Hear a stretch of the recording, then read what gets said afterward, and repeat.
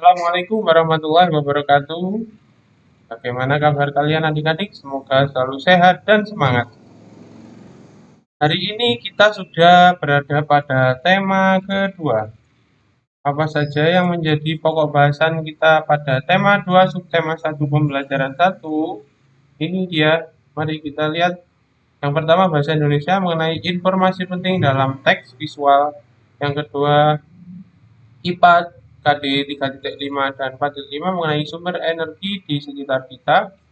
Yang ketiga IPS KD 3.1 dan 4.1 mengenai sumber daya alam dan pemanfaatannya. Mari kita mulai pembahasannya. Yang pertama, informasi penting dalam teks visual. Sebenarnya teks visual itu teks yang ada gambarnya ya. Ada teks seperti ini ya. Terus ada gambarnya.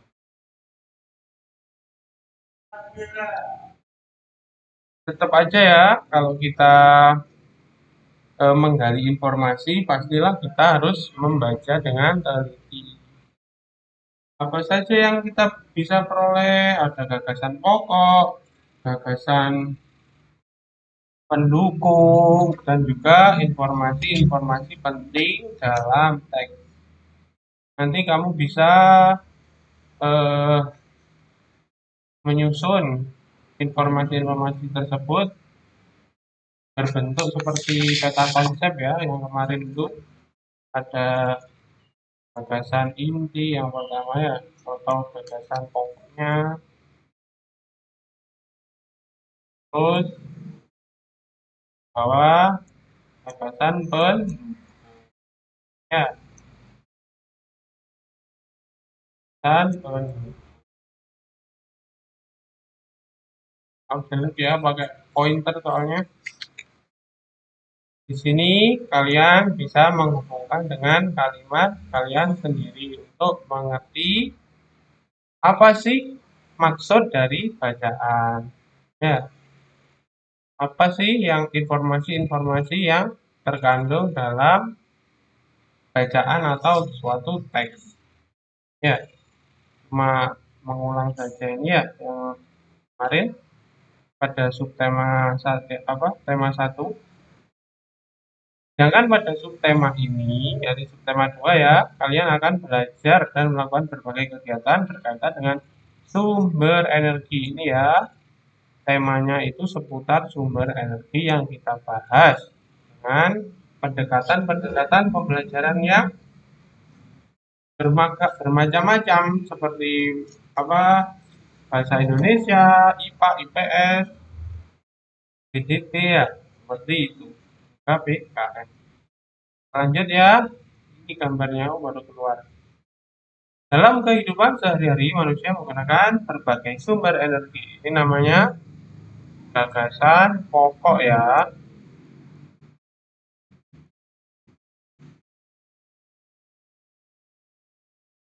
Sebagai contoh listrik, maksudnya ini contoh dari ini ya. Jelas pakai berarti pakai jenis kalimat paragraf deduktif ya, intinya di awal atau gagasan pokoknya di awal. Ini ya, kita tandai. Sebagai contoh, listrik merupakan salah satu sumber energi yang digunakan manusia. Dengan listrik, suasana malam menjadi terang karena cahaya dari lampu listrik dengan listrik ya, menyalanya dengan listrik maksudnya. Manusia dapat menghidupkan aneka perabotan elektronik dan sebagainya. Selain listrik, masih banyak sumber energi yang dapat dikembangkan dan digunakan oleh manusia. Jadi, Tuhan menciptakan kita sebagai manusia dengan juga sumber daya alam, dengan juga pikiran, sehingga kita mengerti bahwa energi itu bisa dimanfaatkan. Ya, ya. Selanjutnya sumber energi di sekitar kita.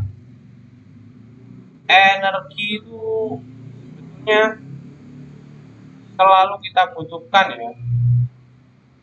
Ini tidak hanya di kehidupan sehari-hari saja, namun juga dalam setiap hampir setiap bidang kehidupan, mulai dari industri, transportasi, dan sebagainya.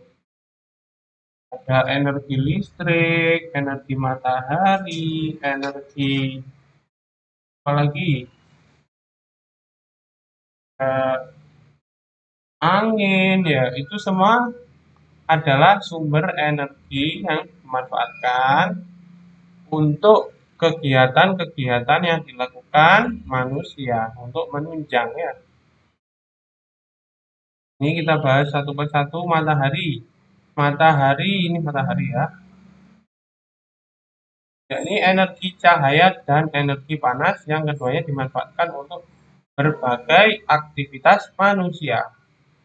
Matahari itu adalah sumber energi terbesar di bumi ya.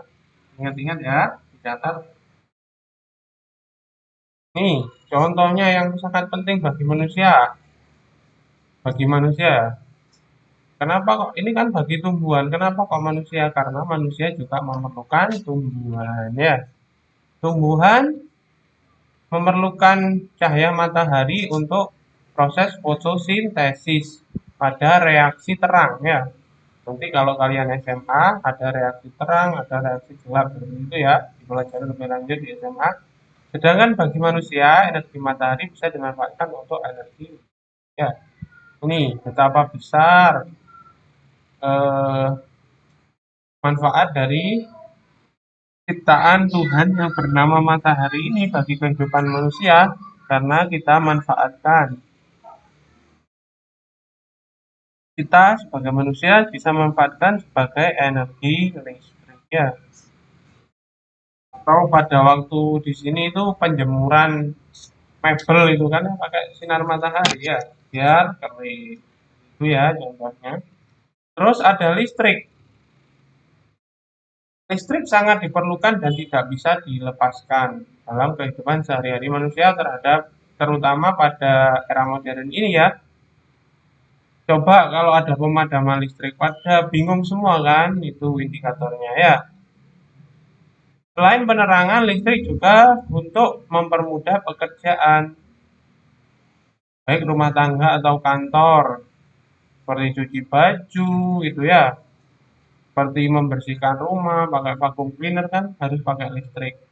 Terus di kantor sekolah ada printer, ada komputer, ada kipas angin ya, untuk menunjang pekerjaan kita di kantor. Hingga transportasi yang sekarang lagi ini tuh ya, mobil listrik buatan Tesla itu ya, kan itu juga memerlukan energi listrik dan disimpan dalam baterai. Terus ada angin. Angin ini mulai zaman dahulu ya, pada zaman peradaban Persia dulu kincir angin itu sudah dibuat selain apa kita sebagai orang modern menggunakan sebagai pembangkit listrik ya, dulu di Persia itu sudah digunakan sebagai penggiling biji menjadi tepung pakai tenaga angin ya.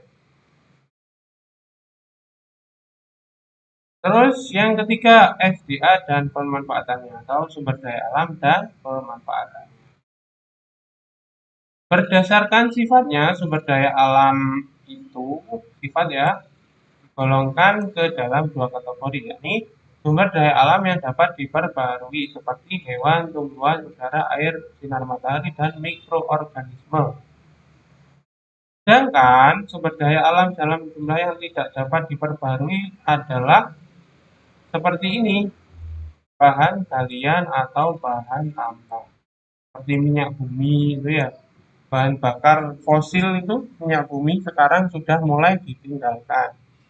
Kenapa? Karena selain tidak ramah lingkungan, juga jumlahnya terbatas. Tugas kalian nanti sebagai manusia-manusia Indonesia yang berguna, kalian harus berpikir bagaimana cara mendapatkan energi yang sangat baik, yakni efisien, ya efisien, terus dan benar-benar bisa dimanfaatkan oleh masyarakat yang luas. Seperti itu ya. Berdasarkan jenisnya, sumber daya alam berdasarkan jenisnya digolongkan ke dalam dua kategori, yakni sumber daya alam hayati atau biotik. Dan sumber daya yang berasal dari makhluk hidup, yakni hewan dan tumbuhan.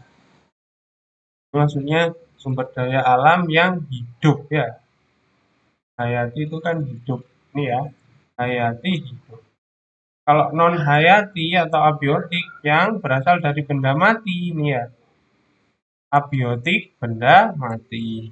Seperti tanah, air, udara, sinar matahari, dan hasil tambang. Tugas kita untuk merawat kelestarian sumber daya alam, yakni dengan menggunakan dengan cara yang bijak. Kalau bisa diperbarui, kita menggunakan dengan semestinya ya, cukupnya. Kalau non hayati atau abiotik ini seperti hasil tambang ya, ini kan tidak bisa diperbarui. Kita harus berhati-hati dalam menggunakannya, jangan sampai habis ya. Kalau habis nanti manusia kan bingung sendiri. Seperti itu pelajaran kita kali ini. Apabila ada pertanyaan bisa langsung via Google Classroom atau WhatsApp. Kurang lebihnya mohon maaf dan saya akhiri. Wassalamualaikum warahmatullahi wabarakatuh.